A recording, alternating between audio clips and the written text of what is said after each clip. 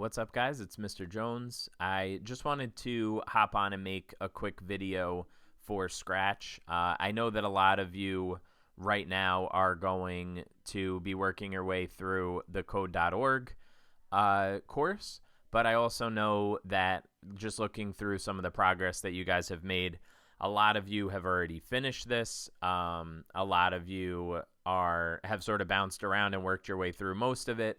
And you're probably ready to start creating on your own.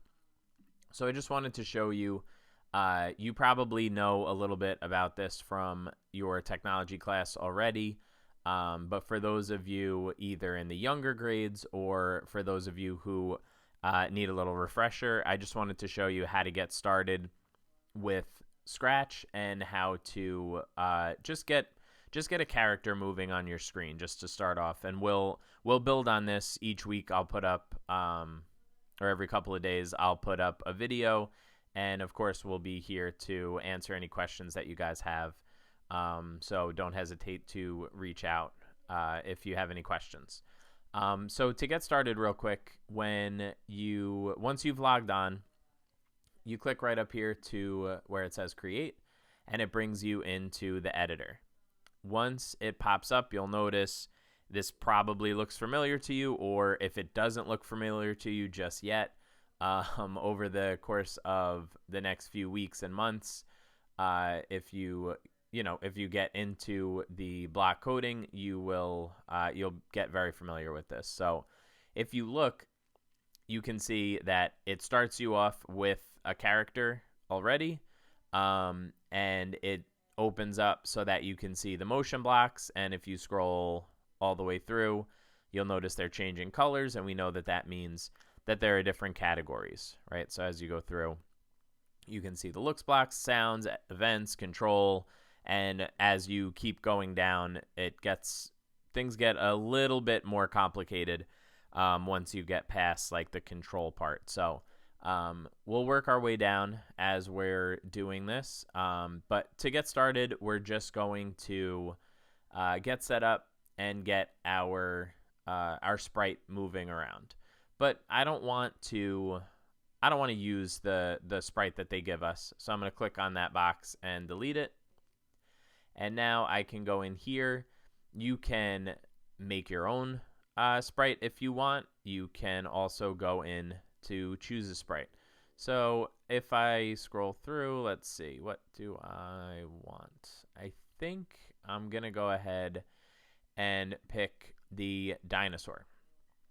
So when I do this, it automatically shows up on my stage, and I'm ready to go. So I'm sure you guys know this already, but we always want to start off with an event block. I am going to select for this because I want my program to know when I'm ready to run it, when I want the animation to start, I'm going to click on the green flag. That's how I'm going to tell it to go this time around. So I have my event block in my workspace here.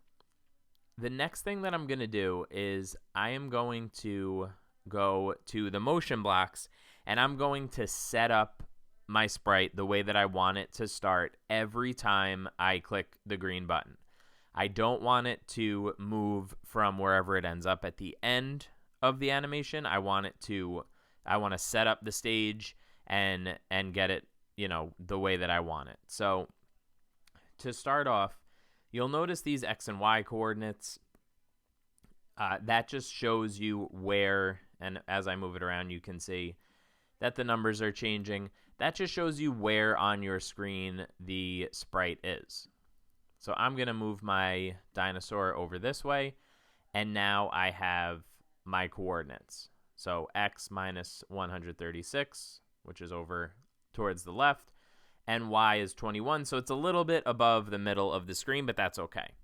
So when I'm moving this around, these numbers are also going to change in the go-to block, and it's also going to change in the glide block. So when I do that, I know that wherever my sprite currently is, it auto-populates, it fills in these numbers for you. So I'm going to go ahead and put the go to block there.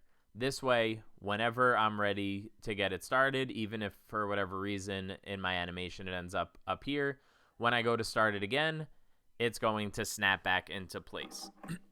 The other thing that I'm going to do is I'm going to put where it says point in direction.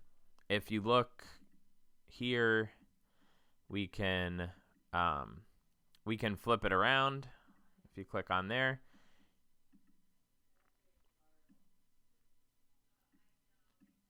and you go like that, and it flips around.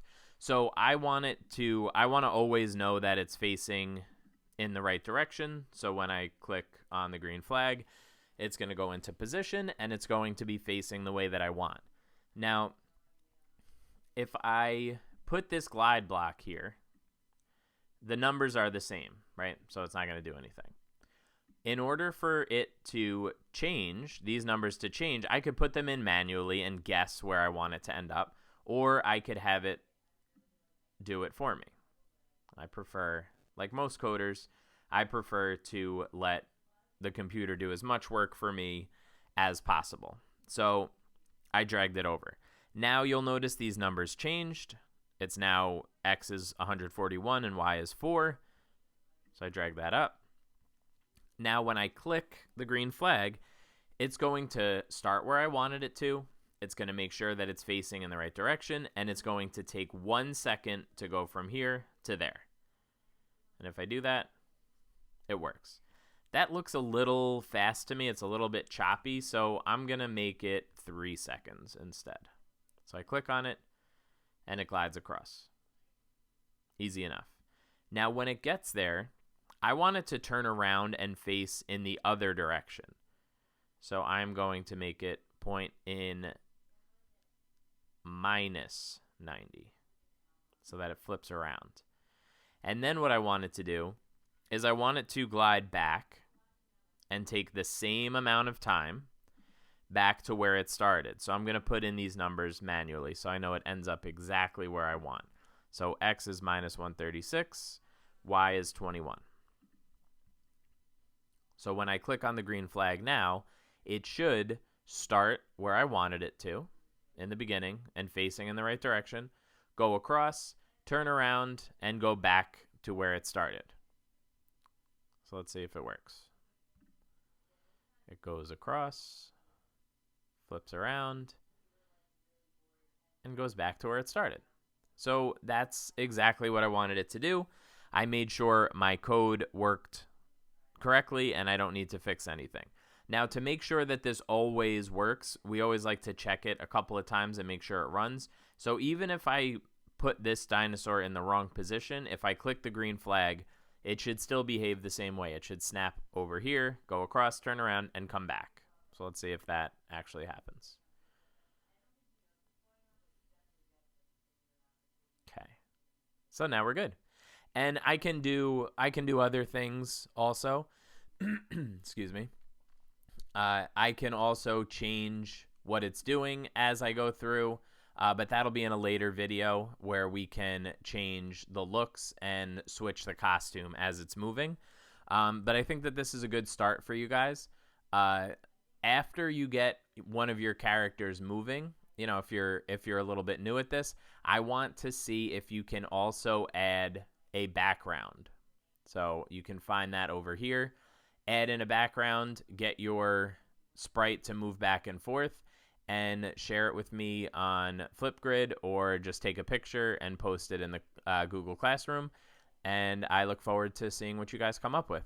So good luck. And again, don't hesitate to reach out if you have any questions. We'll talk soon. See ya.